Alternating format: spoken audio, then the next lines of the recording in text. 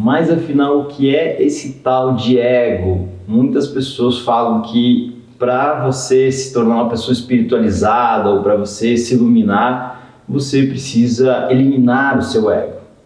Eu sou o Rafael Causa, do Espiritualidade na Lata, e nesse vídeo eu vou explicar um pouco sobre o ego para a gente desmistificar algumas coisas e espero poder estar te ajudando a entender um pouco melhor sobre a questão do ego. Afinal, o que é o ego?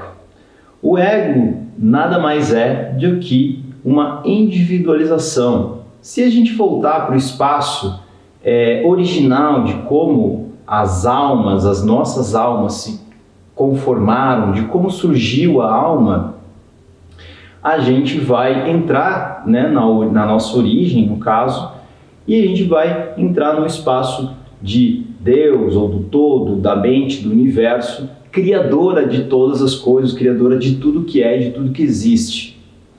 Então, se a gente for pensar que esse Deus, esse todo, criou a alma, quando a gente pensa nesse aspecto, a gente também pode chamar de uma individualização do próprio todo. Então, o todo se individualizou, ou seja, obviamente tem um largo processo desde a alma, né, até a encarnação da alma nesse corpo, né? Mas basicamente, de uma forma bem resumida aqui, é a individualização do todo. E quando o todo se individualiza, o que acontece? O que a gente chama o tal do ego. Porque se a gente não estivesse individualizado do todo, nós seríamos o todo. Logo, a gente não teria a sensação de ser um ser individualizado, um ser separado. A gente teria a sensação de ser o todo, assim como o todo é. Então, quando o todo tem a intenção de individualizar-se,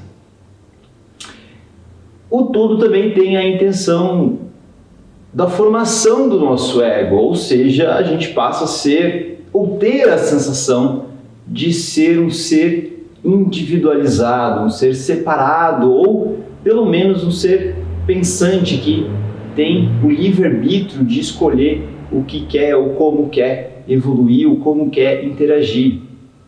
Então o ego faz parte do nosso processo de aprendizado, do nosso processo de evolução em si. Muitas pessoas dentro do caminho espiritual, professores espirituais mesmo, acabam demonizando o ego como isso é ego, você precisa eliminar o ego ou destruir o seu ego para você. E não é bem assim.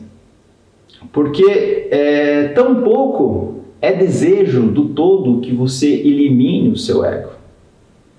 Porque se isso fosse verdade, ou seja, se você eliminar o seu ego, você volta a ser o todo, você volta a desaparecer essa sensação de indivíduo, né? Como algumas pessoas falam, de ser uma centelha divina. Então, se você elimina o ego, você volta a ser o todo, você deixa de ser uma experiência individualizada. E não é isso que o todo quer, porque senão ele não teria se individualizado, não é mesmo? Então, se o todo se individualizou é porque ele quer aumentar a sua complexidade, né? Ele quer ter mais experiências de uma forma individualizada. Então, ele tem a intenção de que o nosso ego exista.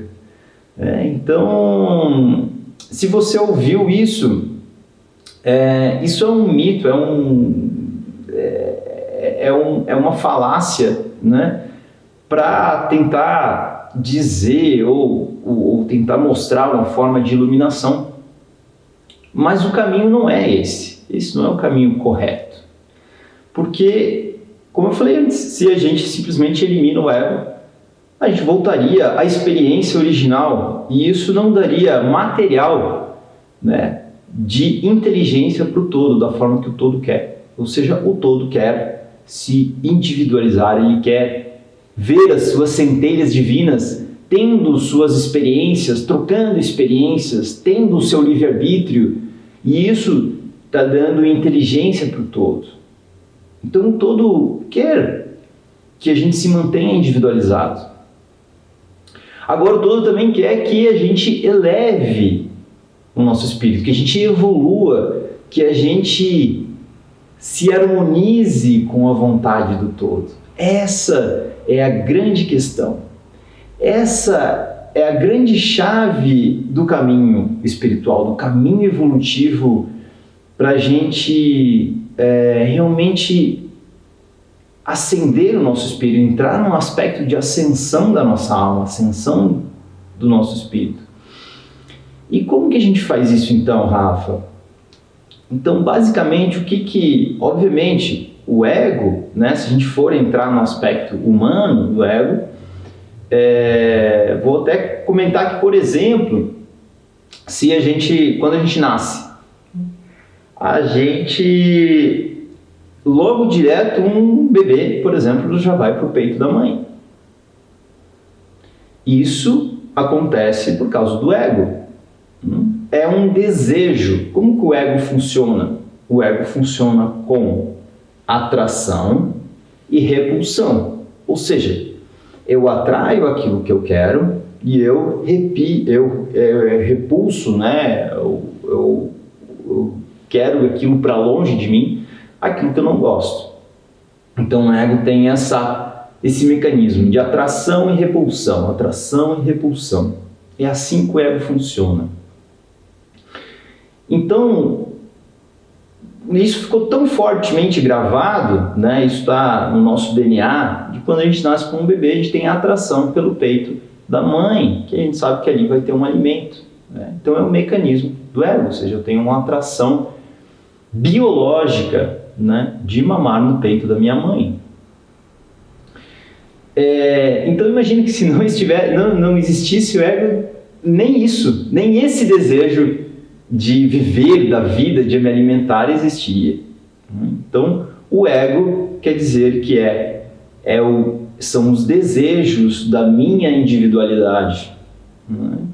Obviamente unido com todo o conjunto que é a minha individualidade, né? Que tem a ver com o DNA do meu corpo, dos meus pais, dos meus ancestrais, do país onde eu moro, enfim, da sociedade que eu convivo, né? Tudo isso, né, é uma mistura de coisas que, em resumo, é a minha individualidade, ou como a minha individualidade se expressa. Agora, como que a gente faz? E como que o ego, obviamente, se torna um inimigo da minha evolução? Isso realmente acontece. Como nós temos o nosso livre-arbítrio, a gente pode escolher uma coisa ou outra. Inclusive, eu posso escolher me afastar do todo. É uma escolha minha, uma escolha individualizada, né? Eu escolho negar a frequência do todo, negar a ajuda, por exemplo, negar o amor do todo, do Deus, da mente criadora do universo. Então, se eu nego esse aspecto, é uma escolha minha do ego, eu faço o quê? Eu me afasto. E esse afastamento, obviamente, vai me levar para um aspecto de sofrimento, de dor, né? Eu vou aprender, eu vou continuar a minha evolução, né? Vou gerar aprendizados através da dor e do sofrimento, o que está tudo bem, também, né? São escolhas, é o livre-arbítrio. Agora, se você quer trilhar um caminho espiritual, se você quer evoluir espiritualmente, você não precisa eliminar o seu ego. O que você precisa fazer é harmonizar a sua vontade com a vontade do todo. Quando a gente harmoniza a nossa vontade com a vontade do todo, a gente passa a exercer a vibração ou a vontade da criação.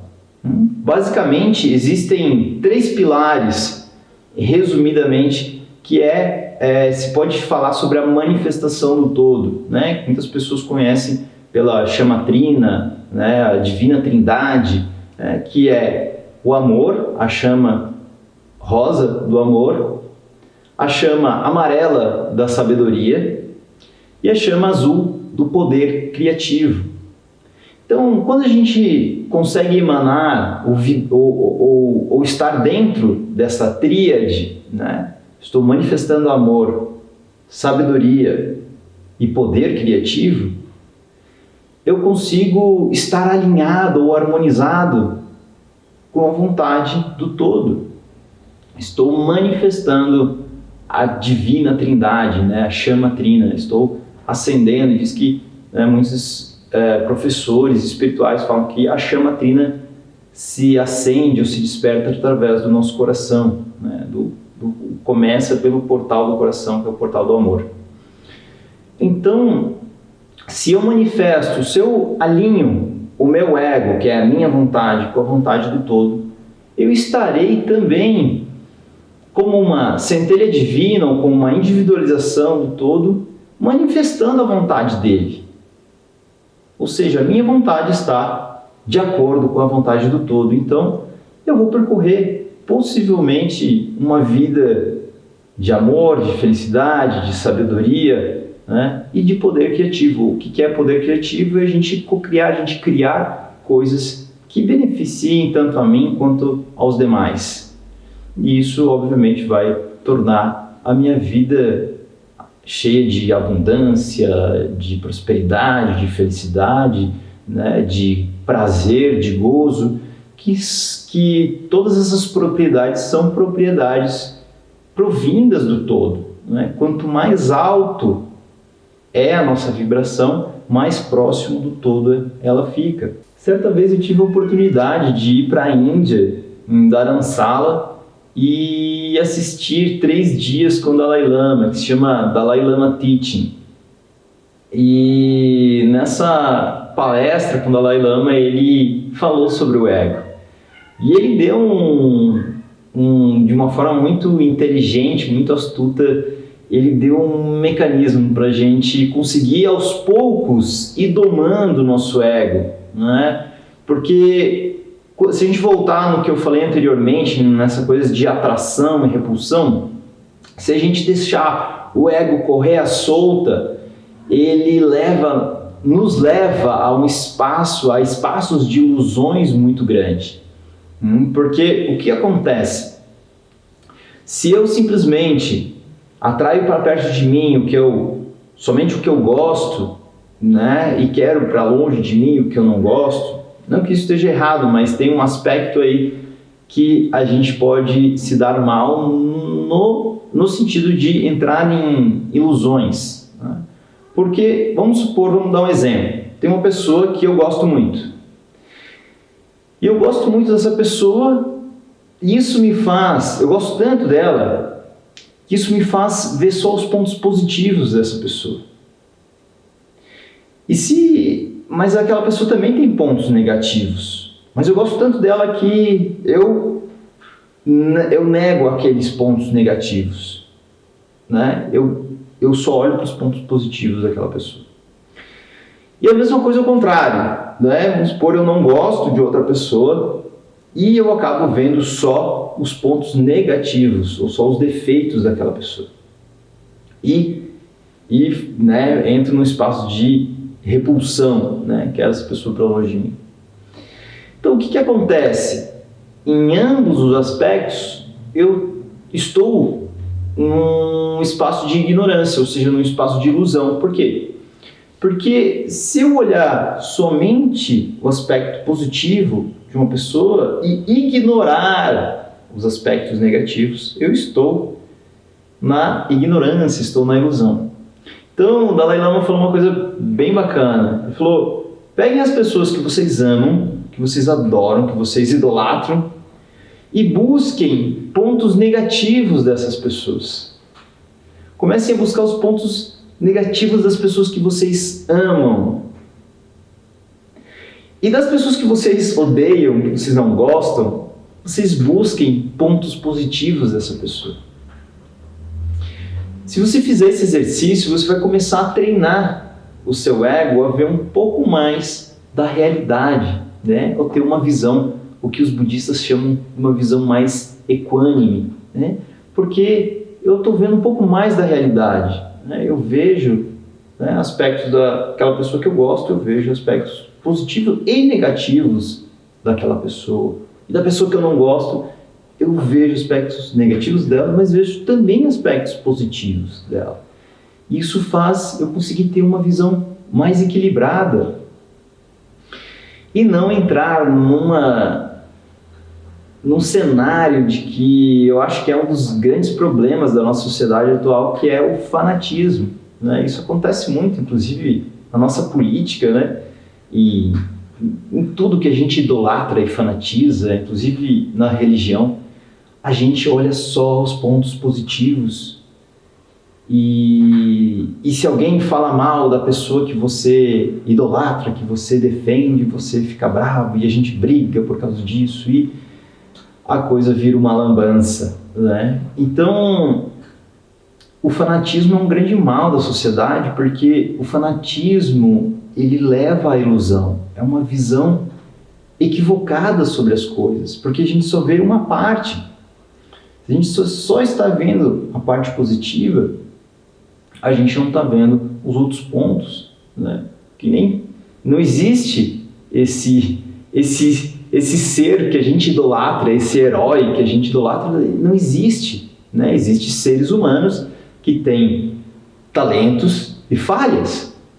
E se a gente consegue ver os talentos e as falhas desse ser humano, não desse herói, desse ser humano, a gente vai conseguir ter conversas coerentes ou conversas mais reais ou mais equânimes, pelo menos. Uma outra crença sobre a espiritualidade que é equivocada é que as pessoas falam que, ou tem muito medo do que possa acontecer. Depois que eu me iluminar, se eu ascensionar, o que vai acontecer? Eu vou desaparecer, né? Não tem aquela metáfora que fala que a gente é uma gotinha do oceano e quando a gente pinga no oceano, a gente deixa de ser a gota e passa a ser o oceano.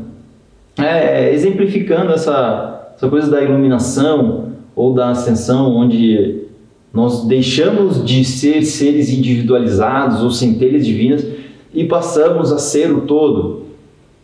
Então, volto a falar a mesma coisa que eu falei no início do vídeo, isso não existe. A gente não vai voltar a ser o todo, a gente não vai desaparecer. Nosso ego não vai sumir, desaparecer depois que a gente se ilumina, né? Ou depois que a gente ascensiona. A gente simplesmente vai estar mais próximo do todo.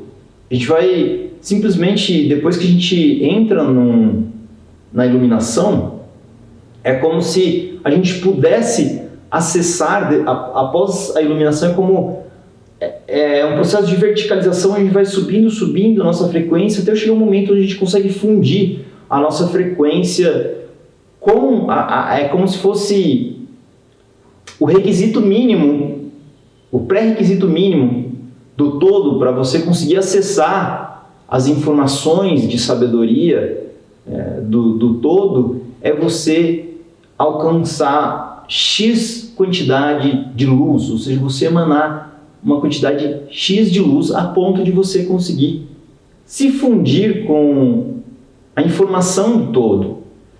Quando a gente ilumina, a gente passa a conseguir entender, ou passa a conseguir entrar nesse aspecto onde a gente vai consumir a informação existente do todo. Então, a sabedoria que a gente alcança quando a gente entra num espaço de iluminação é gigantesca.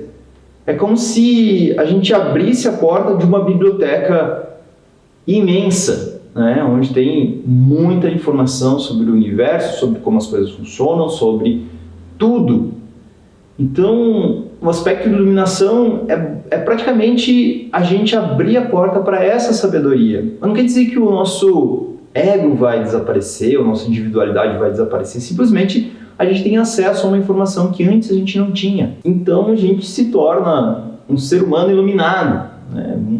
Dentro, eu acho, da biblioteca aí dos professores da espiritualidade, se diz que poucas pessoas na Terra alcançaram essa iluminação, essa autocombustão, onde a gente aumenta os nossos fótons, né? Aumenta a nossa vibração a ponto de, em vida, a gente alcançar essa iluminação.